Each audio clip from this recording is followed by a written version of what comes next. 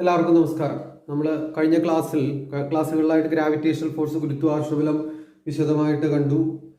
Universal law of gravitation, അതുകൂടാതെ gravity, ഭൂമി പ്രയോഗിക്കുന്ന ആകർഷണബലം, അതിന്റെ ഫോർമുല Gmm/r². ആ ഭൂമിയുടെ ഗ്രാവിറ്റേഷണൽ ഫോഴ്സ് വഴി ഉണ്ടാകുന്ന ആക്സിലറേഷൻ അല്ലെങ്കിൽ ത്വരണം, ആ ആക്സിലറേഷൻ മാസിനെ, താഴേക്ക് വീഴുന്ന ബോഡിയുടെ മാസിനെ ഡിപ്പെൻഡ് ചെയ്യില്ല എന്നുള്ള കാര്യം, അതൊരു കോൺസ്റ്റന്റ് ആണെന്നും ശരാശരി, അതായത് ധ്രുവപ്രദേശത്തും അല്ലെങ്കിൽ പോളാർ റീജിയനിലും ഇക്വേറ്ററിലും ചെറിയ വ്യത്യാസമുണ്ട്, റേഡിയസിലുള്ള വ്യത്യാസം കാരണം അതിന്റെ ആവറേജ് വാല്യൂ 9.8 ആയിട്ട് നമ്മൾ എടുക്കുന്നു എന്നും നമ്മൾ കണ്ടു. ഇത് മൂണിലുള്ള ആക്സിലറേഷൻ ഡ്യൂ ടു ഗ്രാവിറ്റി വേറെയാണ്. കാരണം അവിടെ Gm/r²ലെ എമ്മും ആറും മൂണിന്റെ ആയിട്ട് മാറും, സ്വാഭാവികമായിട്ടും വാല്യൂ മാറും. 1.62 ആണെന്നും കണ്ടു. പിന്നെ നമ്മൾ മാസും വെയിറ്റും നമ്മൾ ഡിസ്കസ് ചെയ്തു. വെയിറ്റിന്റെ യൂണിറ്റ് ന്യൂട്ടൺ ആണെന്നും അതുകൂടാതെ മറ്റൊരു യൂണിറ്റ് ഉണ്ട് കിലോഗ്രാം വെയിറ്റ്, അതും നമ്മൾ കണ്ടു. അടുത്തതായിട്ട്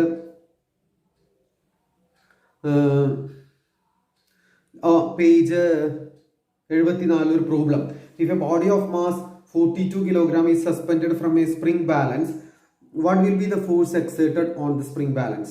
42 kilogram mass ഉള്ള m is equal to 42 kilogram, 42 kilogram mass ഉള്ള ഒരു വസ്തു സ്പ്രിംഗ് ബാലൻസിൽ തൂക്കിയിട്ടേക്കാണ്. സ്പ്രിംഗ് ബാലൻസിൽ തൂക്കിയിട്ട് കഴിഞ്ഞാൽ ആ സ്പ്രിംഗ് ബാലൻസിന്റെ മുകളിൽ അനുഭവപ്പെടുന്ന ഫോഴ്സ് ആണ് ചോദിച്ചാണ്. സ്പ്രിംഗ് ബാലൻസിന്റെ മുകളിൽ ഫോഴ്സ് അനുഭവപ്പെടാൻ ഇതിനെ ഭൂമി പിടിച്ച് അട്രാക്ട് ചെയ്യുന്ന കാരണമാണ് എന്ന് പറഞ്ഞാൽ ഭൂമി പ്രയോഗിക്കുന്ന ആകർഷണബലം അഥവാ വെയിറ്റ് ആണ് കാണുന്നത്. വെയിറ്റ് കാണാൻ weight of the body is equal to mg. Weight കാണാൻ വളരെ സിമ്പിൾ ആണ്, mg. ജിയുടെ വാല്യൂ അപ്പൊ എത്രയാ? 42 × 10. ജിയുടെ വാല്യൂ 10 ആയിട്ട് എടുക്കാം. അപ്പോൾ 420 ന്യൂട്ടൺ എന്ന് നമുക്ക് ആൻസർ കിട്ടും. ഇനി what is the value when it is in Jupiter? വ്യാഴത്തിലാകുന്ന സമയത്ത് ഇതിന്റെ വാല്യൂ എത്രയായിരിക്കും? അപ്പൊ വ്യാഴത്തിൽ കൊണ്ടുപോയിട്ട് ഇതേ വസ്തു നമ്മൾ സ്പ്രിംഗ് ബാലൻസ് ഉപയോഗിച്ച് വെയിറ്റ് ചെയ്ത് കഴിഞ്ഞാൽ എന്താ സംഭവിക്കുക? അവിടെ ജിയുടെ വാല്യൂ ഡിഫറെന്റ് ആണ്. ജിയുടെ വാല്യൂ വളരെ കൂടുതലാണ്, 23.1 ആണ്. അപ്പോൾ weight in Jupiter is equal to 42 × 23.1, അത്രയും ന്യൂട്ടൺ. 42 × 23.1 ന്യൂട്ടൺ. അത് പ്രത്യേകം മൂണിലാണെങ്കിൽ × 1.62 ആയിട്ട് മാറും. അപ്പൊ അത് പ്രത്യേകം ശ്രദ്ധിക്കണം. അടുത്ത് ഫ്രീ ഫോൾ ആണ്. ഫ്രീ ഫോൾ എന്ന് പറഞ്ഞു കഴിഞ്ഞാൽ ഒരു വസ്തു ഗ്രാവിറ്റേഷണൽ ഫോഴ്സിന്, ഭൂമിയുടെ ഗുരുത്വാകർഷണബലത്തിന് മാത്രം വിധേയമായി താഴേക്ക് വീഴുകയാണെങ്കിൽ അത് ഫ്രീ ഫോളാണ്. ആ ഫ്രീ ഫോളിന്റെ പ്രത്യേകത എന്താ വെച്ച് കഴിഞ്ഞാൽ അവിടെ ഭാരമില്ലായ്മ, വെയിറ്റ് അനുഭവപ്പെടില്ല. ഭൂമിയുടെ ആ ആകർഷണ ബലം നമുക്ക് അങ്ങനെ താഴേക്ക് അങ്ങോട്ട് വീഴാൻ തുടങ്ങിക്കഴിഞ്ഞാൽ അനുഭവപ്പെടില്ല ഫ്രീ ഫോളിൽ. അപ്പൊ അതിന് എക്സാമ്പിൾ ആയിട്ട് പറഞ്ഞേക്കുന്നത് ഇത്തരത്തിൽ ഒരു സ്പ്രിംഗ് ബാലൻസിൽ നമ്മൾ ഒരു ഇത് തൂക്കിയിട്ടിട്ട്, അത് നമുക്ക് കാണാനൊക്കെ വിഷമാണ്. തൂക്കിയിട്ടതിന് ശേഷം അവന്റെ റീഡിങ് കാണിക്കും. 42 എത്ര കിലോഗ്രാം വെച്ച് കഴിഞ്ഞാൽ അതിന്റെ റീഡിങ് നമ്മൾ പിടിച്ചു കഴിഞ്ഞാൽ കാണിക്കും. അത് കഴിഞ്ഞ് സ്പ്രിംഗ് ബാലൻസ് വിട്ട് കഴിഞ്ഞാൽ റീഡിങ് താഴേക്ക് വീഴുന്ന സമയത്ത് റീഡിങ് 0 ആയിരിക്കും. കാരണം അവിടെ വെയിറ്റ്ലെസ്നെസ്, ഭാരമില്ലായ്മ അനുഭവപ്പെടും. എന്താ കാരണം? അത് മനസ്സിലാക്കാൻ, ഉൾക്കൊള്ളാൻ ചിലപ്പോൾ ബുദ്ധിമുട്ട് തോന്നുന്നുണ്ടാവും. പക്ഷെ അത് മനസ്സിലാക്കാൻ നമ്മുടെ ഡെയിലി ലൈഫിൽ ഒരു സിറ്റുവേഷൻ, ഒരു സാഹചര്യം ചിന്തിച്ചാൽ മതി. നമ്മുടെ കയ്യുമ്മ പിടിച്ച ഒരാൾ വലിക്കുക എന്ന് വിചാരിച്ചു. നമ്മുടെ കയ്യുമ്മ പിടിച്ച ഒരാൾ വലിക്കുകയാണെങ്കിൽ ഒരു അട്രാക്റ്റീവ് ഫോഴ്സ് നമ്മുടെ മുകളിൽ അനുഭവപ്പെടുകയാണ്. നമ്മൾ കയ്യുമ്മ പിടിച്ച ഒരാൾ വലിക്കുന്ന സമയത്ത് അയാളുടെ വലിയുടെ ഒപ്പം നമ്മൾ അങ്ങോട്ട് പോവുകയാണെങ്കിൽ, അയാൾ വലിക്കുന്നതോടൊപ്പം നമ്മൾ അങ്ങോട്ട് അയാളുടെ അടുത്തേക്ക് ചെല്ലുകയാണെങ്കിൽ അയാളുടെ ആ ബലം, അയാളുടെ ആ ഫോഴ്സ് നമുക്ക് അനുഭവപ്പെടില്ല. നമ്മുടെ കൈ വേദനിക്കുക ഒന്നും കാര്യമായിട്ട് സംഭവിക്കില്ല. നേരെ കുറച്ച് അയാൾ വലിക്കുന്ന സമയത്ത് കടിച്ചു പിടിച്ച് നിന്നാലോ അപ്പൊ അയാളുടെ ഫോഴ്സ് അനുഭവപ്പെടും. അതുമാതിരിയാണ് ഭൂമി ആകർഷിക്കുമ്പോൾ ആ ആകർഷണ ബലത്തിന് വിധേയമായിട്ട് അതുകൊണ്ട് വീഴുകയാണ്. അപ്പൊ അട്രാക്റ്റീവ് ഫോഴ്സ് മുഴുവൻ ഉപയോഗിക്കുക അതിന്റെ ആക്സിലറേഷന് വേണ്ടിയിട്ടാണ്, ഓരോ സെക്കൻഡിലും വെലോസിറ്റി കൂടാൻ വേണ്ടിയിട്ടാണ്. അതിനാൽ തന്നെ അവിടെ വെയിറ്റ് അനുഭവപ്പെടില്ല, ഭാരമില്ലായ്മ അനുഭവപ്പെടും, അല്ലെങ്കിൽ ഭാരം അനുഭവപ്പെടില്ല. അതിനാലാണ് ഫ്രീ ഫോൾ എന്ന് പറയുന്നത്. ചിലപ്പോൾ ഉൾക്കൊള്ളാൻ ബുദ്ധിമുട്ടുണ്ടാവും, പക്ഷെ അത് അറിഞ്ഞിരിക്കണം. അപ്പോ suppose the spring balance with a body suspended from it allowed fall, what will be the reading on the balance? നമ്മൾ പറഞ്ഞു ഒരു മാസം തൂക്കിയിട്ടാണ് സ്പ്രിംഗ് ബാലൻസ് താഴേക്ക് വിട്ട് കഴിഞ്ഞാൽ അതിന്റെ റീഡിംഗ് എത്രയാണ്? 0. പിന്നെ അവിടെ വെയിറ്റ്ലെസ് ഫ്രീ ഫോളുമായി ബന്ധപ്പെട്ട ക്വസ്റ്റ്യൻസ് പറഞ്ഞിട്ടുണ്ട്. അവിടെയൊക്കെ നമ്മൾ ഈ ഫ്രീ ഫോളിന്റെ കാര്യം എഴുതി വെച്ചാൽ മതി. Why does the freely falling body experience weightlessness? What is the weight of the body of mass 10 kilogram. What is the weight of the body of mass 10 kilogram? അത് എത്രയാ? 10 into 10 9.8 സ്ഥാനത്ത് 10 അപ്പൊ എത്രയാ? 100 ന്യൂട്ടൺ. അതാണ് വെയിറ്റ്. ഇനി if this body is allowed to fall freely, will there be a change in the force experienced by the body? ആ ബോഡിക്ക് അനുഭവപ്പെടുന്ന ഫോഴ്സിന് മാറ്റം വരും. അത് എത്രയായിരിക്കും? 0 ആയിരിക്കും. It becomes 0. പിന്നെ why does a തൊട്ട് മുകളിൽ why does a freely falling body experience weightlessness? എന്തുകൊണ്ടാണ് ഫ്രീലി ഫോളിംഗ് ബോഡിക്ക് ഒരു ഭാരമില്ലായ്മ അനുഭവപ്പെടാനുള്ള കാരണം എന്താണ്? നിർബാധ പതനം എന്ന മലയാളത്തിൽ പറയാം. നിർബാധ പതനത്തിൽ ഏർപ്പെട്ടുകൊണ്ടിരിക്കുന്ന ഒരു വസ്തുവിന് ഭാരമില്ലായ്മ അനുഭവപ്പെടാനുള്ള കാരണം എന്താണ് അവിടെ അപ്ലൈ ചെയ്യുന്ന ആ ഗ്രാവിറ്റേഷൻ ഫോഴ്സ്, ഗുരുത്വാകർഷണ ബലം മുഴുവൻ എന്തിനു വേണ്ടി ഉപയോഗിക്കുന്നു? ത്വരണം, വസ്തുവിന് ത്വരണം ഉണ്ടാക്കുന്നതിന് വേണ്ടി ഉപയോഗിക്കുന്നു. അപ്പോ നോക്കാം, ഇവിടെ റൈറ്റ് സൈഡിൽ കൊടുത്തിട്ടുണ്ട് free fall. When a body is allowed to fall from a certain height, it falls to the earth due to the force of gravity. ഗുരുത്വാകർഷണ ബലത്തിന് വിധേയമായിട്ടാണ് വീഴുന്നത്. This is free fall. അതിന് പറയുന്ന പേരാണ് ഫ്രീ ഫോൾ. ഇനി if it is said to be free fall, it must be fall down due to gravity. അത് gravity alone without air resistance. അതാണ് പ്രത്യേകത. ആ free fall ആവണമെന്നുണ്ടെങ്കിൽ അതിന്റെ മുകളിൽ ഗ്രാവിറ്റേഷൻ ഫോഴ്സ് മാത്രമേ അനുഭവപ്പെടാൻ പാടുള്ളൂ. എയർ റെസിസ്റ്റൻസ് നമ്മൾ സാധാരണ നെഗ്ലക്ട് ചെയ്യും. എയർ റെസിസ്റ്റൻസ് പോലും അനുഭവപ്പെടാൻ പാടില്ല. അത്തരത്തിൽ വേറെ ഏതെങ്കിലും എക്സ്റ്റേണൽ ഫോഴ്സ് അനുഭവപ്പെട്ടാൽ അതിനെ വേറെ ആൾ വീഴുന്ന സമയത്ത് പിടിച്ച് വീണ്ടും വേറെ തള്ളു, അങ്ങനെ അതാണ് എക്സ്റ്റേണൽ ഫോഴ്സ് എന്ന് പറഞ്ഞാൽ. അനുഭവപ്പെട്ടാൽ അതൊരിക്കലും ഫ്രീ ഫോൾ ആവില്ല. അതാണ് പ്രത്യേകം ശ്രദ്ധിക്കുന്നത്. അപ്പൊ അവിടെ എന്തുകൊണ്ടാണ് ഭാരമില്ലായ്മ അനുഭവപ്പെടുന്നത് ചോദിച്ചിരിക്കുന്നത്? Entire gravitational force is used for the acceleration of the body. അവിടെ ഗുരുത്വാകർഷണ ബലം മുഴുവൻ വസ്തുവിന് ത്വരണം ഉണ്ടാക്കാൻ ഉപയോഗിക്കുന്നു എന്നുള്ളതാണ് ആ ബുള്ളറ്റിന്റെ ഉത്തരം. അത് പ്രത്യേകം ശ്രദ്ധിക്കണം. ഇനി നമുക്ക് ലെറ്റസ് അസസിലേക്ക് പോവാം. ആദ്യത്തെ ചോദ്യം,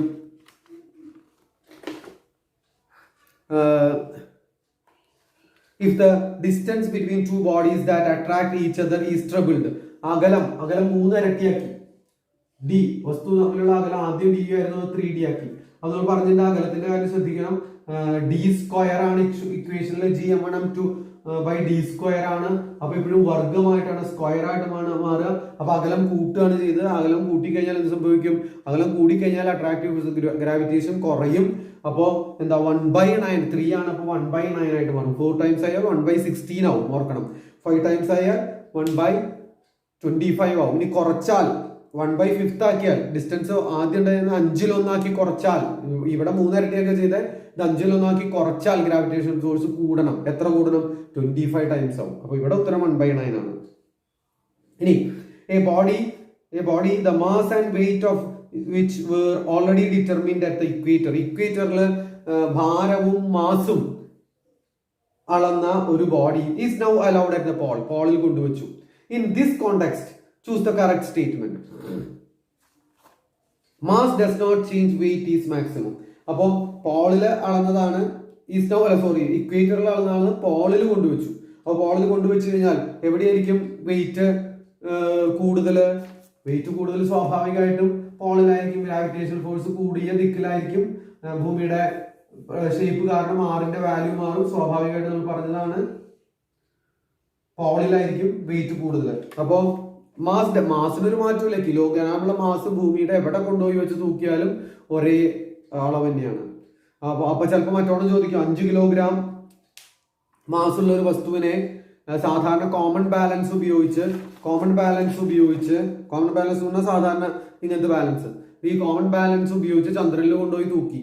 മാസാണ് അവിടെ മെഷർ ചെയ്യണത്. കോമൺ ബാലൻസിൽ നമ്മൾ മാസ് മെഷർ ചെയ്യുന്നത് രണ്ടിലെയും നമ്മൾ ഈക്വൽ ആയിട്ട് കട്ടിയിട്ടിട്ട് അങ്ങനെയാണ്. അപ്പൊ അല്ലെങ്കിൽ മാസിൽ ഇപ്പൊ ചന്ദ്രനിൽ പോയാലും മാസിന് മാറ്റം വരില്ല. പക്ഷെ എന്താ മാറ്റം വരിക? വെയിറ്റിന് മാറ്റം വരും. വെയിറ്റ് എന്ന് പറഞ്ഞാൽ അട്രാക്റ്റീവ് ഫോഴ്സ് ആണ്. അത് പ്രത്യേകം ശ്രദ്ധിക്കണം.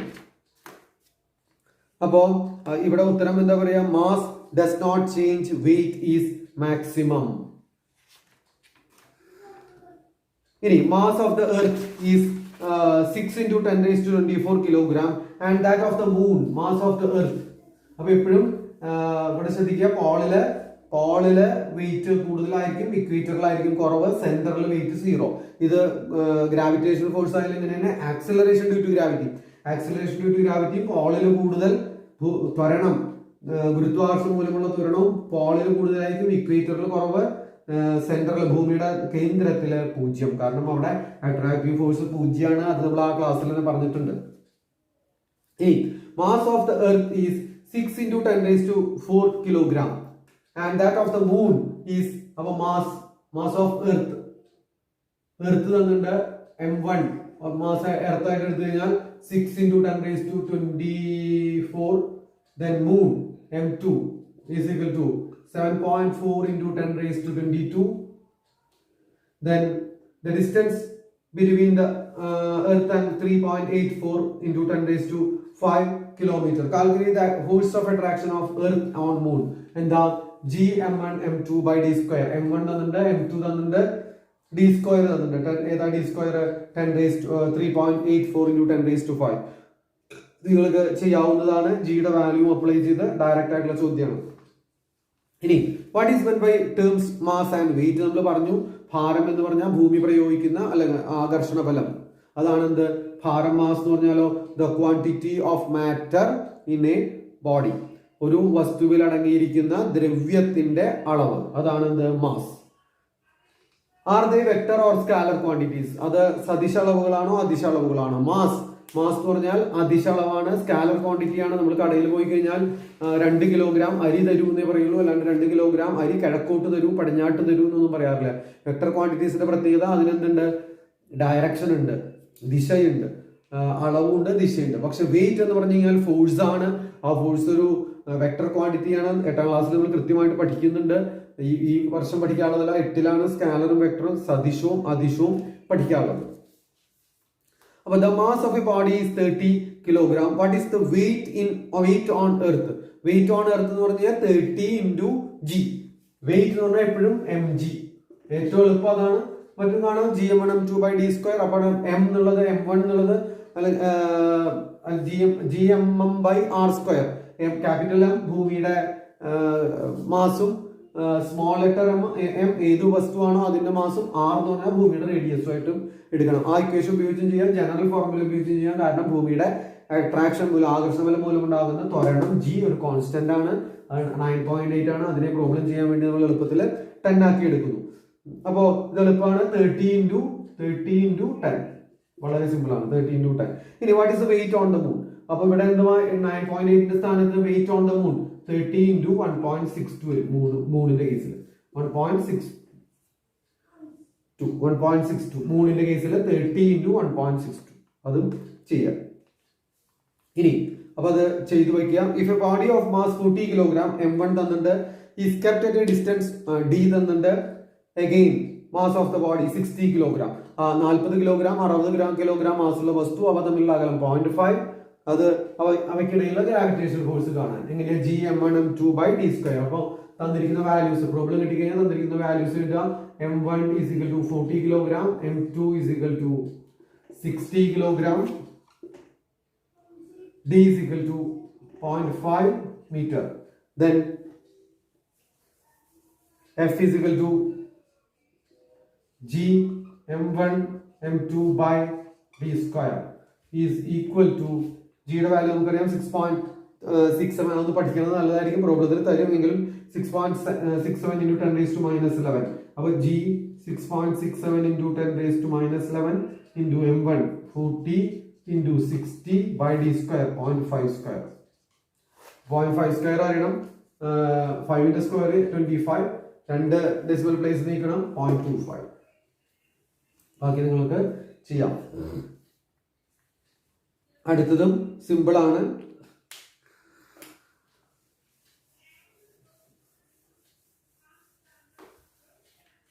അടുത്തത്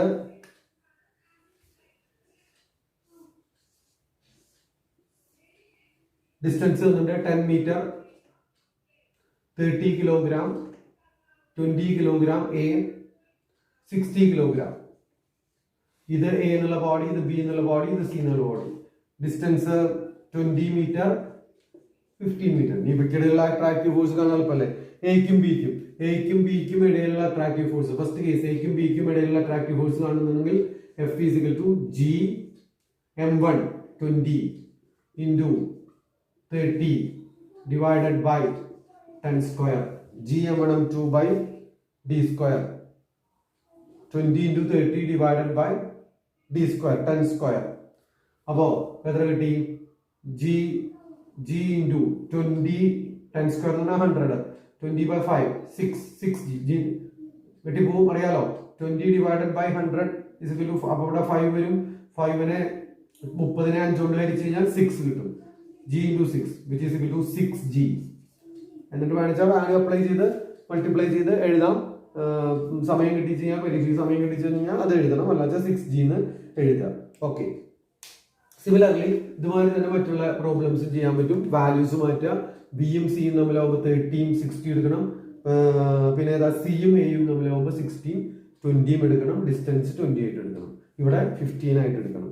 സിമ്പിൾ ആയിട്ടുള്ള ഡയറക്റ്റ് ആയിട്ടുള്ള ചോദ്യമാണ്, തന്നെ ചെയ്യണം. ഓക്കെ. അപ്പോൾ അതോടെ നമ്മൾ ഈ ചാപ്റ്റർ തീരാണ്. ഈ പ്രോബ്ലംസ് എല്ലാം ചെയ്ത് പഠിക്കുക. പ്രോബ്ലം വെറുതെ വായിച്ച് പഠിച്ചാൽ പോരാ, പ്രോബ്ലം നോക്കുക, കാണാതെ ചെയ്യുക. അങ്ങനെ ഒരു 3 പ്രാവശ്യമെങ്കിലും LSSലെ എല്ലാ പ്രോബ്ലംസും ടെക്സ്റ്റിൽ വർക്കൗട്ട് ചെയ്തുള്ള പ്രോബ്ലംസും ചെയ്യണം. എങ്കിലേ പ്രോബ്ലം ചെയ്യാനുള്ള സ്കില്ല് ഉണ്ടാവുള്ളൂ. SLC പരീക്ഷ അടുത്ത വർഷമായാലും അതുകൂടാതെ സയൻസ് പഠിക്കുകയാണെങ്കിലും ഫിസിക്സിൽ പ്രോബ്ലം ഒഴിവാക്കാൻ പറ്റാത്തതാണ്. ഓക്കെ.